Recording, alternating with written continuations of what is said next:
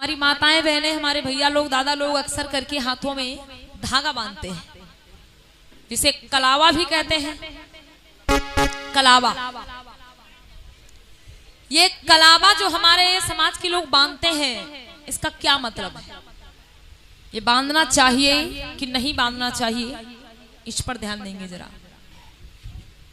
पहली बात हमको ये ध्यान देना है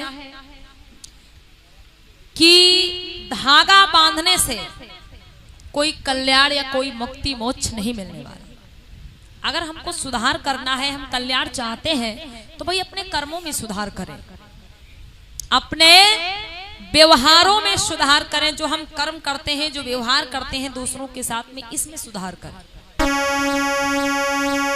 धागा बांधने से या कंठी माला पहनने से कोई कल्याण मुक्ति मोक्ष नहीं मिलने वाला। आपको हम एक ऐतिहासिक चर्चा सुनाते हैं। ये जो कलावा बांधा जाता है, इसकी शुरुआत कहां से हुई? माताओं बहनों ध्यान देना, जो कलावा बांधा जाता है, इसकी शुरुआत हुई कहां से?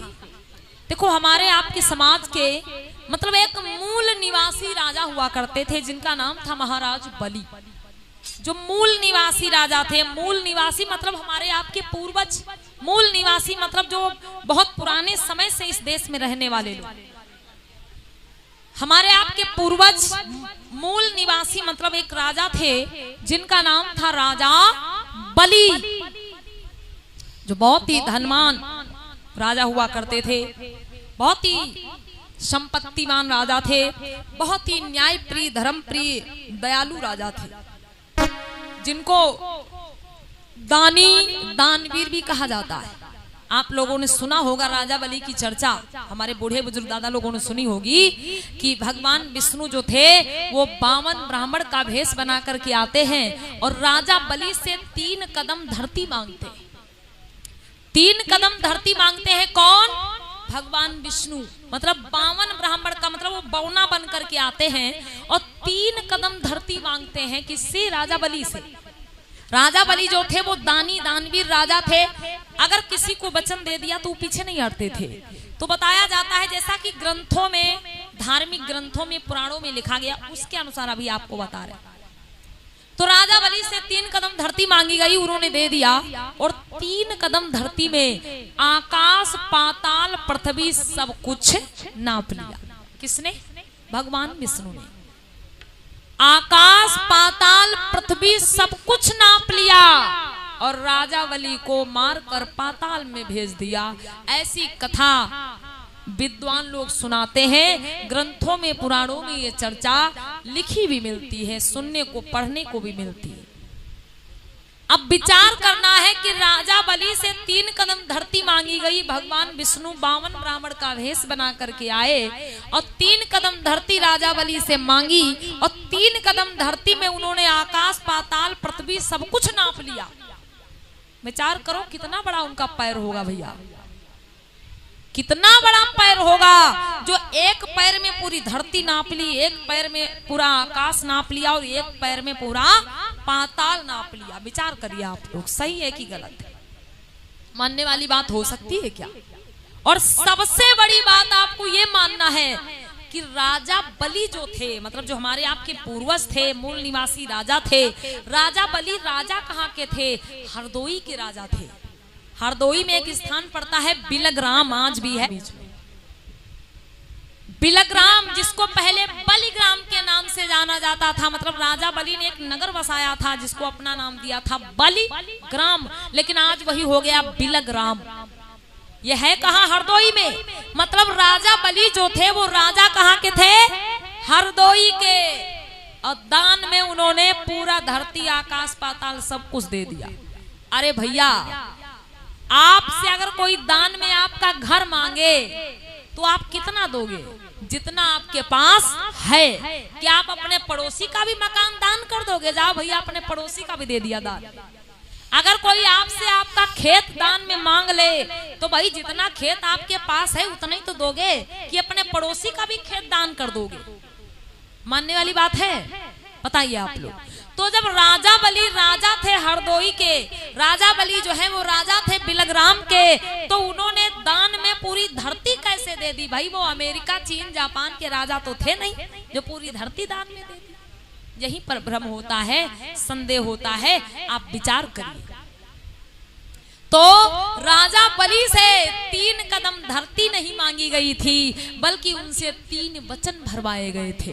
क्योंकि जब आर्य लोग हमारे इस देश में आए, आर्य विदेशी लोग, जैसा कि प्रमाण मिलता है सन 2000 ईसा पूर्व में बाहर से विदेशी आर्य लोग इस देश में आते हैं। हमारा ये देश हर प्रकार से संपन्न था, धन धान्य से भरपूर था, किसी प्रकार की कोई कमी नहीं थी। लेकिन जब आर्य विदेशी लोग इस देश में आए, यहाँ की सुख शांति को देखा, तो धीरे धीरे करके यहाँ की धन धरती को हड़प लिया। धीरे धीरे करके जो यहाँ के मूल निवासी राजा थे, किसी राजा का कत्ल करवा दिया, किसी राजा को धोखे से मार दिया, किसी राजा का राजपाट दान दक्षिणा में मांग लिया। ऐसे करके वो खुद यहाँ के राजा बन बैठे, और जो यहाँ के मूल निवासी थे, जो यहाँ के राजा थे, जो यहाँ के शासक थे, वो धनहीन और भूइहार हो गए। प्यारे बंधुओं, तो राजा बलि से 3 कदम धरती नहीं मांगी गई थी, बल्कि उनसे 3 वचन भरवाए गए थे। जो आर्य, मतलब एक आर्य जाता है राजा बलि के दरबार में, राजा बलि को छलने के लिए। राजा बलि को हर प्रकार से वो लोग कोशिश करते हैं, लेकिन उनकी धन धरती को नहीं छीन पाते हैं। जब उनकी धन धरती को नहीं छीन पाते हैं, तो क्या योजना बनाते हैं कि राजा बलि जो है वो बहुत ही दानी, दानवीर और दयालु राजा है। उसके राज्य में, उसके दरबार में अगर कोई ब्राह्मण या संत महात्मा प्रवेश करता है, तो वो कभी खाली हाथ नहीं लौटता है। इस बात का फायदा उठाया उन लोगों ने, और एक गरीब विप्र का भेष बना करके एक आर्य राजा बलि के दरबार में जाता है, और राजा बलि से कहता है कि हे राजन, मैं बहुत ही गरीब हूँ, मैं बहुत ही दीन और दुखी हूँ, मेरी मदद करो। राजा बलि कहते हैं ठीक है, आपको क्या चाहिए भाई, मांग लीजिए जो चाहिए। वो आर्य जो गरीब का भेष बना करके, छलिया बन करके राजा बलि के राज में प्रवेश करता है, और राजा बलि से कहता है कि राजन मैं मांगूंगा, लेकिन पहले मुझे वचन दो, पहले तिरवाचा भरो कि जो मैं मांगूंगा वो आप मुझको दे दोगे, मना नहीं करोगे। एक बात ध्यान देना, तिरवाचा जो शब्द आया, तिरवाचा, तिरवाचा का मतलब कुछ और नहीं। तिरवाचा का मतलब होता है 3 वचन, मनसा वाचा कर्मणा, जो भगवान बुद्ध के वचन है। और जितने भी इस भारत भूमि पर रहने वाले हमारे मूल निवासी राजा महाराजा हुए, वो बुद्ध के विचारों पर चलने वाले होते थे। मनसा वाचा कर्मणा, ये बुद्ध के वचन है, मतलब मन से, वचन से, कर्म से हर किसी का भला करो, किसी के साथ में गलत मत करो। और एक बात, जो हमारे मूल निवासी राजा थे, अगर किसी को मन से वचन दे दिया तो वो कर्म भी करते थे, पूरा भी करते थे, कभी इनकार नहीं करते थे। इसी को कहा जाता था तिरवाचा। तो भाई उस आर्य ने कहा, जो गरीब का भेष बना करके राजा बलि के राज्य में गया, उनके दरबार में गया और बोला कि राजन आप तिरवाचा भरो कि मैं जो मांगूंगा आप मुझको दे दोगे। तो भाई राजा बलि तिरवाचा भर लेते हैं, माता पिता कुलगुरु की सौगंध खा जाते हैं और कहते हैं कि हे विप्रदेव, मांगो, क्या मांगना चाहते हो, जो मांगोगे मैं आपको दे दूंगा। तब वो आर्य कहता है कि हे राजा बलि, मुझको इस धरती पर तुम्हारे 3 कदम चाहिए, मुझको और कुछ नहीं चाहिए, इस धरती पर तुम्हारे 3 कदम चाहिए। तो राजा बलि खुश हो गए, भाई 3 कदम क्या, 300 कदम मांग लीजिए। तो वो आर्य बोला, नहीं, मैं इस धरती के 3 कदम नहीं मांग रहा हूँ, मैं इस धरती पर तुम्हारे 3 कदम मांग रहा हूँ कि वो अपने 3 कदम तुम मुझे दे दो, वो अपने 3 कदम इस धरती पर तुम कभी नहीं बढ़ाओगे, वो 3 कदम तुम आगे नहीं बढ़ाओगे, वो मुझे दे दो। तो राजा बलि कहते हैं, भाई मैं समझा नहीं, क्या कह रहे हो आप। तब वो आर्य कहता है कि मुझे वचन दो, भाई तुमने तिरवाचा भरा है कि मैं जो मांगूंगा वो तुम मुझे दे दोगे, तो मुझे वचन दो। पहला कदम तुम्हारा ये चाहिए कि तुम्हारी आने वाली संतानें, तुम्हारी आने वाली पीढ़ी कभी शिक्षा की ओर नहीं जाएगी, अर्थात वो कभी शिक्षित नहीं बनेगी। दूसरा कदम तुम्हारा इस धरती पर कहाँ नहीं बढ़ेगा, मुझे वचन दो कि तुम्हारी आने वाली पीढ़ी, तुम्हारी आने वाली संतानें कभी धन संपत्ति इकट्ठा नहीं करेंगी, अर्थात वो कभी राजा या शासक नहीं बनेगी। तीसरा कदम तुम्हारा मुझे ये चाहिए, मुझे वचन दो कि तुम्हारी आने वाली संतानें, तुम्हारी आने वाली पीढ़ी अपने हाथों में कभी हथियार नहीं उठाएंगी, अर्थात वो कभी अपनी सुरक्षा नहीं बढ़ाओगे, वो मुझे दे दो। तो राजा बलि कहते हैं भाई मैं समझा नहीं, क्या कह रहे हो आप? तब वो आर्य कहता है कि मुझे वचन दो, भाई तुमने तिरवाचा भरा है कि मैं जो मांगूंगा वो तुम मुझे दे दोगे, तो मुझे वचन दो। पहला कदम तुम्हारा ये चाहिए कि तुम्हारी आने वाली संतानें, तुम्हारी आने वाली पीढ़ी कभी शिक्षा की ओर नहीं जाएगी, अर्थात वो कभी शिक्षित नहीं बनेंगी। दूसरा कदम तुम्हारा इस धरती पर कहाँ नहीं बढ़ेगा, मुझे वचन दो कि तुम्हारी आने वाली पीढ़ी, तुम्हारी आने वाली संतानें कभी धन संपत्ति इकट्ठा नहीं करेंगी, अर्थात वो कभी राजा या शासक नहीं बनेगी। तीसरा कदम तुम्हारा मुझे ये चाहिए, मुझे वचन दो कि तुम्हारी आने वाली संतानें, तुम्हारी आने वाली पीढ़ी अपने हाथों में कभी हथियार नहीं उठाएंगी, अर्थात वो कभी अपनी सुरक्षा नहीं करेंगी। राजा बलि से प्यारे बंधुओं 3 कदम धरती नहीं मांगी गई थी, बल्कि उनसे ये 3 वचन भरवा लिए गए थे। पहले वचन में तुम्हारी आने वाली संतानें, तुम्हारी आने वाली पीढ़ी शिक्षा की ओर नहीं जाएगी।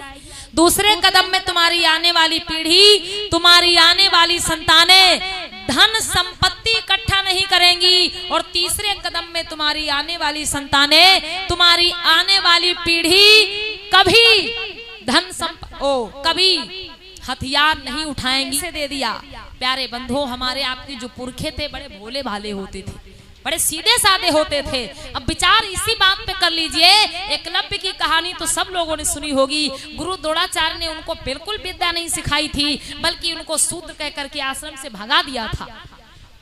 एकलव्य ने अपनी मेहनत से धनुष बाण विद्या सीखी, और जब द्रोणाचार्य उनके पास गए तो बोले मैं ही तुम्हारा गुरु हूँ, मेरे ही आशीर्वाद से तुम इतने निपुण हुए हो, इसलिए मुझे गुरु दक्षिणा दो, और गुरु दक्षिणा में हमको तुम्हारा दाहिने हाथ का अंगूठा चाहिए। एकलव्य ने काट करके गुरु दक्षिणा के नाम पे अपना अंगूठा अर्पण कर दिया।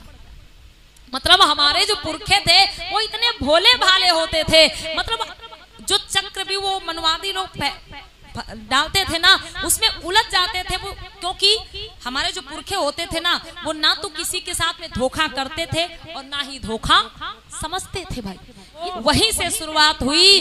आज भी हमारे लोगों के हाथों में जब ये कलावा बांधा जाता, ये मैं नहीं कह रही अपने आप से भैया, अपने आप से मैं नहीं कह रही, गौर करिएगा आप लोग। आज भी जब हमारे लोग अपने हाथों में कलावा बंधाते हैं तो एक मंत्र पढ़ा जाता है। बाबा जी जो कलावा बांधते हैं हाथों में, वो मंत्र पढ़ते। क्या मंत्र पढ़ते?